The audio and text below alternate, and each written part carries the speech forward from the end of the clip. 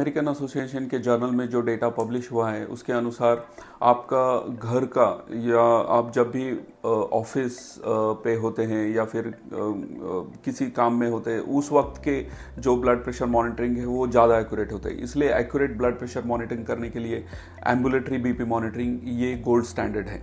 अगर ऑफिस का blood pressure आप देखते हो तो it is only predictive of ambulatory BP monitoring only 51% sensitivity. So almost more than 40% of the patient आप जो ब्लड प्रेशर जिनको है लेकिन सिर्फ ऑफिस में चेक करने से उतने सारे पेशेंट आप मिस कर सकते हो। इसलिए एम्बुलेटरी बीपी मॉनिटरिंग के बारे में जानिए एंड एम्बुलेटरी बीपी मॉनिटरिंग एक बहुत ही बेस्ट प्रेडिक्टर ऑफ मॉर्टेलिटी है। अगर आप देखते हो तो अगर नॉर्मल ब्लड प्रेशर है आपका एम्बुलेटरी बीपी मॉनिटरिंग में तो बिकॉज ऑफ हाइपरटेंशन मॉर्टेलिटी जो 2% है, अगर कंट्रोल्ड हाइपरटेंशन है तो 5.3%। वाइट कोट हाइपरटेंशन जैसे हॉस्पिटल में या क्लिनिक में आने से ही आपका ब्लड प्रेशर बढ़ता है तो मॉर्टेलिटी इज अराउंड 8.1%।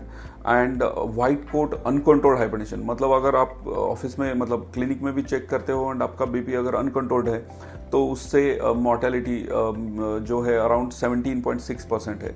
और जिसे हम मास्क हाइपरटेंशन बोलते हैं, जैसे ही क्लिनिक में या हॉस्पिटल में आने से आपका ब्लड प्रेशर अराउंड नॉर्मल रहता है, बट जब भी आप ऑफिस में होते हो या घर पे होते हो तो आपका ब्लड प्रेशर नॉर्मल से ज़्यादा होता है और हाइपरटेंशन की कैटेगरी में होता है।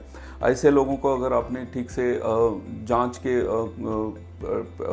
टैकल नहीं किया एंड उनको अगर हाइपरटेंशन की दवाई ठीक से नहीं दी तो ऐसे सिचुएशन में मास हाइपरटेंशन अराउंड 3% मॉर्टेलिटी है। एंड अगर मास हाइपरटेंशन आपका अनकंट्रोल्ड है तो ऐसे सिचुएशन में मॉर्टेलिटी गोज टू 6.2%। एंड जिनका सारी चीज़ें करने के बाद भी अगर ब्लड प्रेशर ज़्यादा ही रहता है even after taking medicine the mortality is around 15.6%। And अगर वो कंट्रोल्ड है तो एंड अगर सस्टेन्ड अनकंट्रोल्ड हाइपरटेंशन है तो mortality goes to 42.2%। And this is मतलब ये NEJM 2018 में पब्लिश हुआ डेटा ऐसे हमें बोलता है ब्लड प्रेशर के बारे में।